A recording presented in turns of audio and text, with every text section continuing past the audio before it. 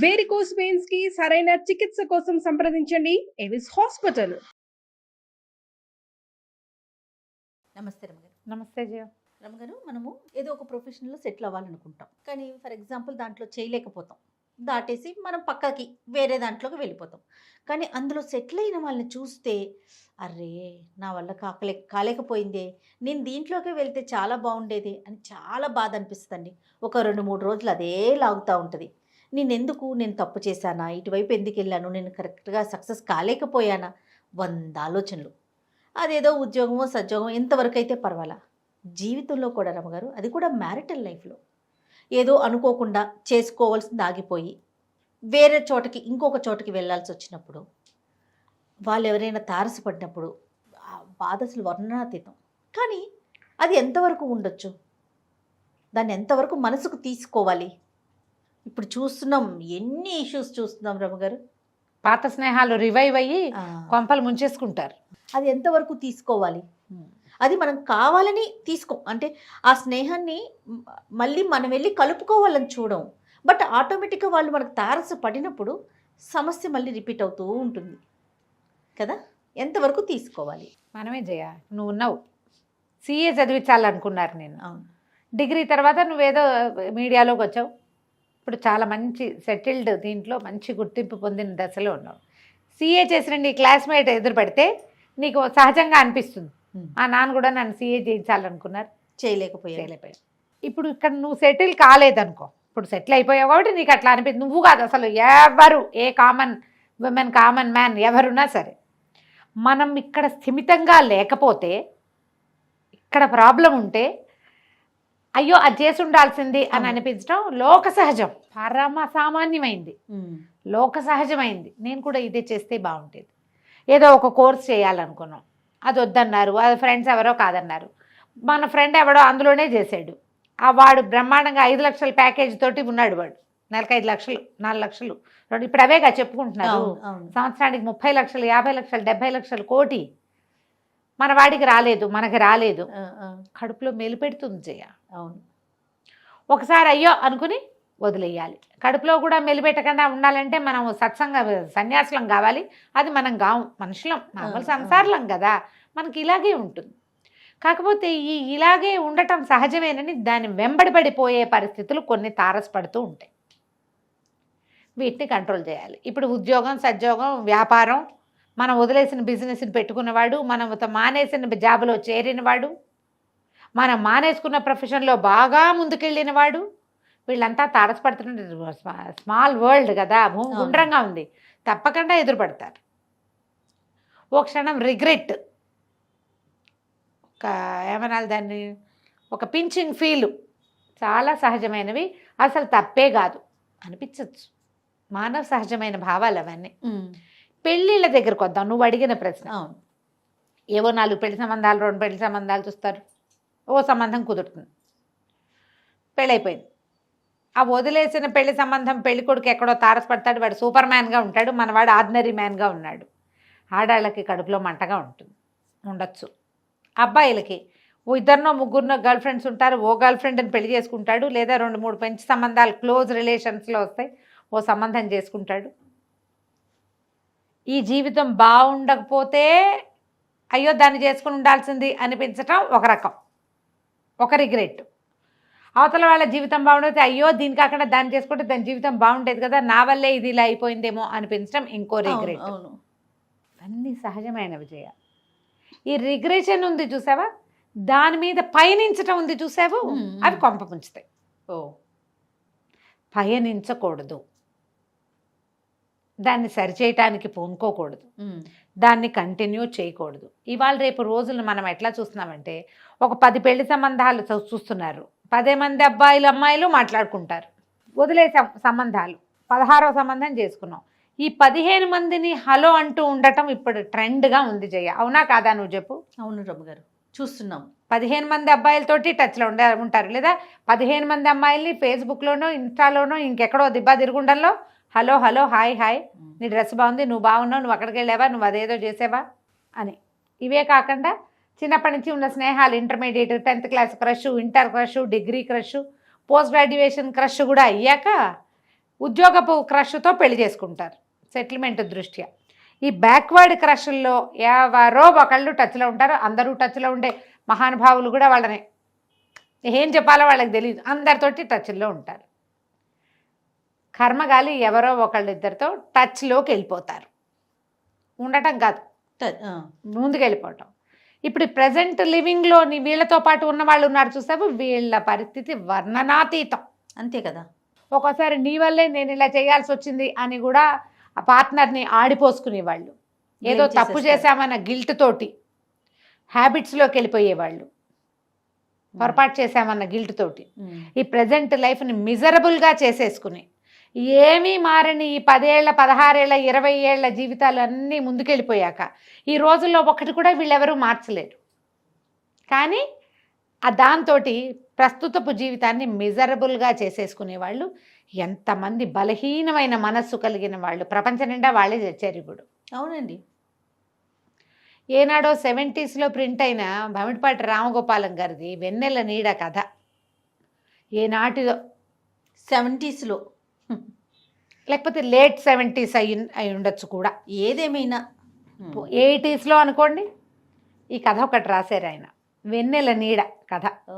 నా దగ్గర ఇట్లు తమ విధేయుడు అనే పేరుతోటి భమిడిపాటి రామగోపాలం గారి కథల పుస్తకం ఒకటి ఉంది. నేను ఎప్పుడో కొన్నాను, తోచకపోతే అందులోంచి నాకు 2-3 కథలు చాలా ఇష్టం. చదువుకుంటూ ఉంటాను. వంట వచ్చిన మగాడు చాలా ఇష్టం నాకు. ఆ ఒకే కథని నేను ఎన్నిసార్లు చదువుకుంటానో జయ. అవునా? అంత బాగుంటుందండి. బాగుంటుంది, నాకు ఇష్టం. రామగోపాలం గారు ఒకసారి మాకు కూడా వంట వచ్చిన మగాడు తర్వాత చెప్తా. ఇప్పుడు ఈ వెన్నెల నీడ చెప్దాం. ఓకే అండి. యాక్చువల్గా వారి పర్మిషన్ తీసుకోవాలి ఈ కథలు చెప్పడానికి. నేను కథలో సారాంశం మాత్రమే చెప్పబోతున్నాను. ఇలాంటి ఒక భావము మనుషుల మధ్య పొడచూపుతుంది. మనుషుల లోపల భావాలని పైకి చూపించగలిగే ప్రత్యేకమైన కథ కాబట్టి ఇది చెప్పాలనుకున్నా. ఓకే.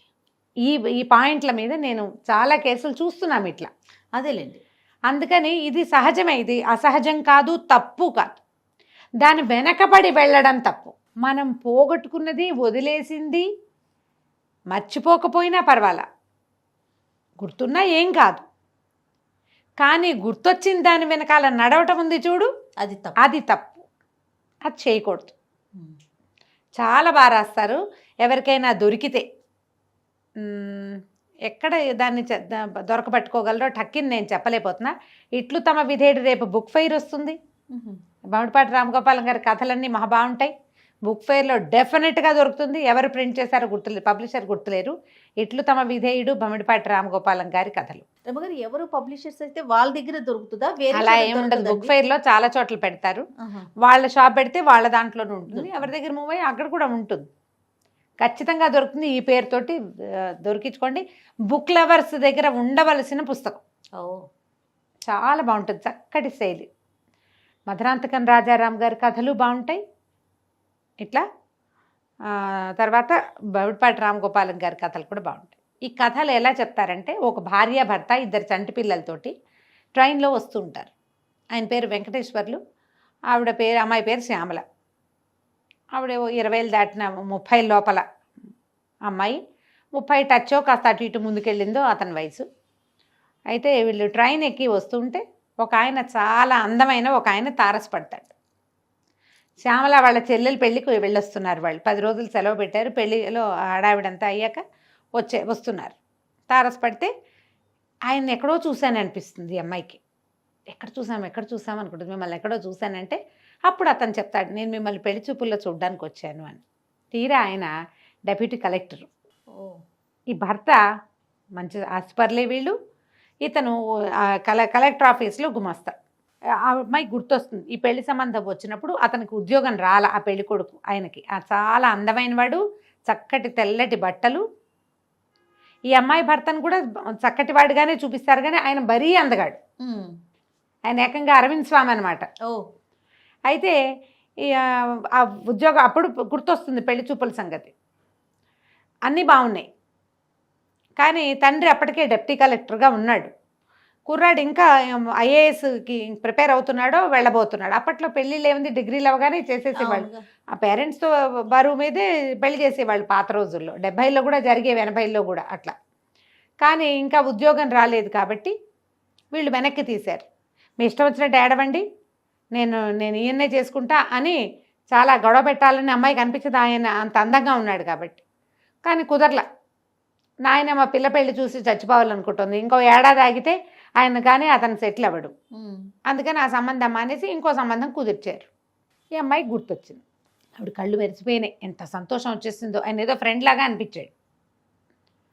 భార్యలో ఉన్న ఈ చిన్న దాన్ని, ఈ కలవరాన్ని భర్త గమనిస్తాడు, కానీ చూసి చూడనట్టు ఊరుకుంటాడు. ఆయన డిప్యూటీ కలెక్టర్ అని అదని తెలిసిపోయింది. చెప్పాడు ఆయన, ఎక్కడికో అక్కడ వెళ్తున్నాను, జాయిన్ అవ్వడానికి వెళ్తున్నానని చెప్పాడు. ఇతనేమో నేను కూడా కలెక్టర్ ఆఫీస్లో ఏదో ఉద్యోగం అండి అన్నాడు. అతను నిద్ర పట్టింది, ఈవిడికి కలత నిద్ర, అతను ఎప్పుడో దిగేశాడు. లేదా అతను నిద్రపోతున్నాడు, వీళ్ళు దిగేశారు. అయ్యో చెప్పకుండా దిగేసామే అని చాలా చింతించింది. కానీ ఆయన మీదే ఆలోచించుకుంటూ ఉంటుంది. భర్తను అడుగుతుంది, ఏమంటే కలెక్టర్ అవ్వాలంటే ఏం చేయాలండి అని. ఈయన ఆశ్చర్యపోయాడు. ఏమిటి, ఎవరి గురించి అయినా అంత ఆలోచించే రకం కాదు ఈ అమ్మాయి. బుద్ధి ఎలా అయిపోయింది. ఆయన సౌందర్యము, ఉద్యోగము.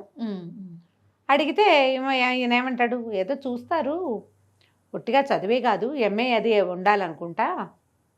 మరి అప్పుడంతా ఏంటంటే ఫ్యామిలీస్, మంచి ఫ్యామిలీలు కావాలి అలా అనుకునేం.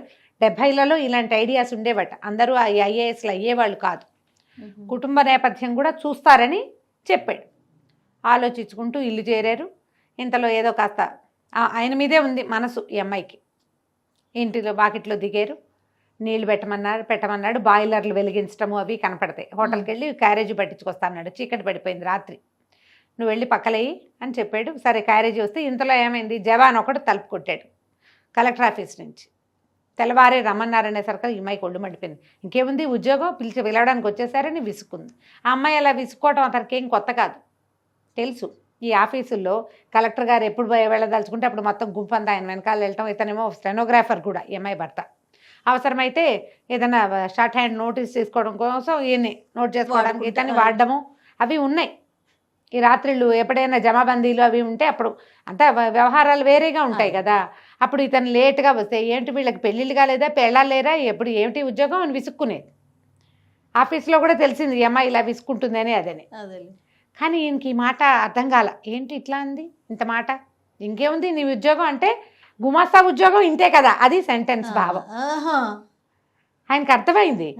కానీ ఆ రైల్లో తారసపడిన పెద్ద మనిషి ఉద్యోగంతో తన ఉద్యోగం పోల్చుకుని అంటోందేమో అని అనుకోవడానికి ఆయనకి మనసొప్పల. కానీ అదే పాయింట్ అక్కడ. సరే రాత్రి పడుకున్నారు. పడుకుంటే ఇంకా అమ్మాయికి ఎంతసేపు డోలాయమానంగా మనసు అతని వైపే లాగుతూ ఉంటుంది. అది రాస్తారమ్మా, ఎట్లా మనసు ముందు వెనక అవటం. ఎంత చక్కటి భాష అంటే ఎంత బాగా రాస్తారు. నిద్ర బాగా పట్టదు. ఏమిటో అలసిపోయినట్టున్నావు అని భర్త అంటే, ఏం అలసిపోవాలి, హాయిగా నిద్రపోయా అని ఆయనతో అతనితో కూడా పెడసరంగా మాట్లాడుతాడు. అతను చాలా మంచివాడు, చాలా చక్కటివాడు, మంచి మనసున్న మనిషి. తెల్లవారి లేచేసరికల్లా ఎప్పటికీ తెల్లారైనా లేవదు, లేటుగా లేస్తుంది. లేటుగా లేచేసి చూస్తే పని మనిషి వచ్చి ఎంత నిద్రపోయావమ్మా అంటుంది. తీరా చూస్తే భర్త అప్పటికే వెళ్ళిపోయాడు. స్టవ్ వెలిగించేశాడు, బాయిలర్ వెలిగించి నీళ్ళు పోసుకున్నాడు, కొడుకు స్నానం చేయించేశాడు. 4-5 ఏళ్ల వాడికి పిల్లాడు ఆడుకుంటున్నాడు. చంటి పిల్ల అమ్మాయి పక్కలోనే ఉంది. కాఫీ కూడా కలిపి అక్కడ పెట్టేశాడు. అమ్మాయికి సిగ్గేసింది, ఏంటి నేను ఇలా బిహేవ్ చేశాను. తను ఏదో తన ఆలోచనలో ఒక పొరపాటు ఉందని తెలిసింది. ఇన్ని 7-8 సంవత్సరాల వైవాహిక జీవితంలో ఒక్కసారి కూడా అతని మీద కంప్లైంట్ లేదు. ఎవరైనా మనిషి కనపడితే నేను ఇలా ఆలోచించచ్చా, తనకి ఆలోచన వచ్చింది. కానీ అతను సాయంత్రం అయినా ఆయన రాడు. ఎవరు భర్త రాలేదు ఆఫీస్ నుంచి. ఏమిటి పొద్దున్నే కలెక్టర్ గారు ఎక్కడికో వెళ్తాడు, తెల్లవారే రమ్మన్నారు, వెళ్ళిపోయాడు ఆయన. రాకపోయేసరికల్లా ఈయన ఏం చేసింది, ముందు వెనక ఆడి అమ్మాయికి భయం పట్టుకుంది. నిన్న రాత్రి నేనేదో అతనితో అవజ్ఞగా మాట్లాడేశా, దురుసుగా ఏం మాట్లాడానో అతని మనసు పట్టుకుంది దాన్ని. అవతల ఆయన్ని దృష్టిలో పెట్టుకునే తను మాట్లాడానని భర్తకు అర్థమైందని ఇక 4 పీక్కుంటుంది. ఆయన రాడు. హెడ్ గుమాస్తా గారిది ఇల్లు ఎదురుగుండా సందు, అదే రోడ్డు మీద అవతల ఇల్లు. అక్కడికి వెళ్ళేసరికల్లా ఆయన ఏమంటే ఈయన ఏరియాని అడిగితే బందర్ వెళ్ళిన వాళ్ళందరూ వచ్చేసారే అని ఆశ్చర్యపోయాడు. అందరినీ బందర్ తీసిపోయాడు డిప్యూటీ కలెక్టర్. రాలేదు. ఈ అమ్మాయి బిక్కమొహం వేసుకుని ఉంది. మర్నాడు రాలా, 3వ రోజు రాలా. 3వ రోజు ఆయనే వచ్చి అడిగాడు, హెడ్ గుమాస్తా గారు. ఆయన వచ్చేసరికి ఈ అమ్మాయి 3 రోజుల నుంచి కంటికి మింటికి ఏకధారగా ఏడ్చుకుంటూ పిల్లలకి అన్నాలు పెడుతోంది, వంట చేసుకుంటోంది, ఇల్లు వాకిలి తుడిపించుకుంటూ ఏదో చేస్తోంది. కానీ దిగులు పుట్టేసింది. భయం కదా, జీవితాన్ని పాడు చేసేసుకున్నాను నేను, తప్పు పొరపాటు. కళ్ళు మొహం పొంగిపోయి ఉండేసరికల్లా ఈయనేం అడిగాడు వచ్చి, ఏమమ్మా ఏమన్నా మాట అనుకున్నారా? అసలు అట్లా చేయడే వెంకటేశ్వర్లు చాలా బుద్ధిమంతుడు. ఏమనుకున్నారు, పెళ్ళికి వెళ్ళారు కదా, ఏమన్నా లాంఛనాల విషయంలో తగాదా వచ్చింది అంటే మరదలకి బాగా పెట్టారు మాకు పెట్టలేదు అన్నాడు. అతను అట్లాంటి వాడు కాదని ఉద్యోగంలో ఆయన పైన ఆయనకి తెలుసు. అతను ఎట్లాంటి వాడో భార్యకి ఇంకా ఎంత బాగా తెలిసి ఉండాలి. అంతేగా. 3 రోజులు పత్తాలేడు అతను. 3వ రోజు రాత్రి తలుపు చప్పుడైంది. రిక్షా అతను మామిడి పళ్ళు పట్టుకొచ్చి లోపల పెట్టాడు. వెంకటేశ్వర కోటిప్పుతూ లోపలికి వచ్చాడు. లోపలికి వచ్చి, సారీ శ్యామల, అనుకోకుండా మా అమ్మని చూడ్డానికి వెళ్ళొచ్చాను. అమ్మ పడిపోయింది, ఆవిడ నూతిగట్టు మీద కాలు జారిపడింది, పెళ్ళి ఉత్తరం వచ్చింది కానీ ఈ పెళ్లి హడావిడి నుంచి అట్నుంచి వచ్చేటప్పుడు దిగలేకపోయాను, బందరెళ్ళే కదా అని వెళ్ళి మా అమ్మని చూసొచ్చాను అని తీరా మొహం చూసేసరికి కదా అమ్మాయి కళ్ళు మొహం పొంగిపోయి ఏడుస్తున్నది, నిద్రలేనిది కనపడుతుంది కదా మొహం. అదేమిటి అలా అయిపోయావు నువ్వు, 3 రోజులు వండుకు చూసినట్టున్నావు పాపం అనగానే భోరుమని ఏడుస్తూ కాళ్ళు పట్టేసుకుంటుంది. క్షమించండి నన్ను, ఇందులో ఏమైంది, ఎందుకు అలా ఫీల్ అవుతున్నావు, నేనేం అనుకోలేదే అన్నాడు. అతను ఏది మనసుకు తీసుకోలే, తనకు తెలుసు కదా తను తప్పు ఏమైతే. ఇప్పుడు సెల్ఫ్ రిపెంట్, సొంతానికి రిపెంట్ అవ్వటం అనేది ఒక పాయింట్ ఉంటుంది.